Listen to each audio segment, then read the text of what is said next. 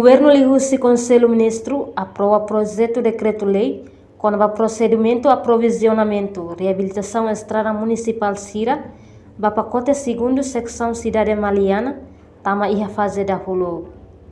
Projeto decreto-lei ne aprova Lihusi reunião ordinária Conselho Ministro, ia Palácio Governo Dili, quarta-feira loron tolnolo resin ida, fulan maio tina rihun dua ronolo resin tolo.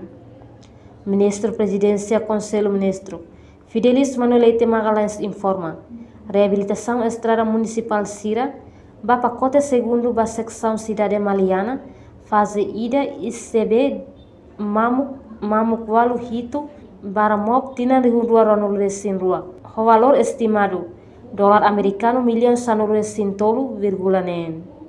Conselho Ministro hoje aprova projeto IDA, devemos que apresenta o Ministro Obras Públicas, para procedimento e aprovisionamento, para reabilitação estradas municipais,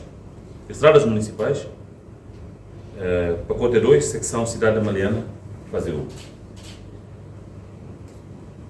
E o valor estimado para o projeto IDA é 13,6 milhões de dólares americanos.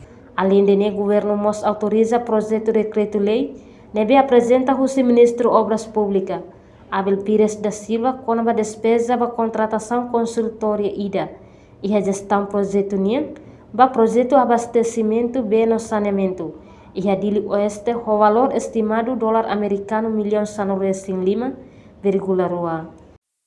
Nessa unidade temitiona, projeto IDA nem halo. No projeto direct nem laos ne halo processo o direct nem processo início clientela maka lao do agora e projeto direct nem halo e liu nem contexto nem colaboração com ADB agora B de meu com temi hoje nem ita halo contratação vai a consultoria vai a gestão projeto para projeto B.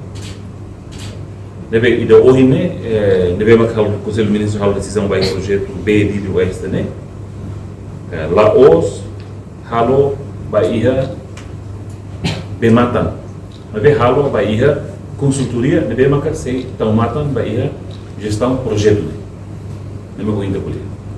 Reportagem Marquita da Silva, Sabina Sansa, Televisão Timor Post. Janela informação by Emma Hotu. Atuheta informação atual diakliu kita haluha haneham botão subscribe, like, halo comentário no fahetutang ba media social Hotu.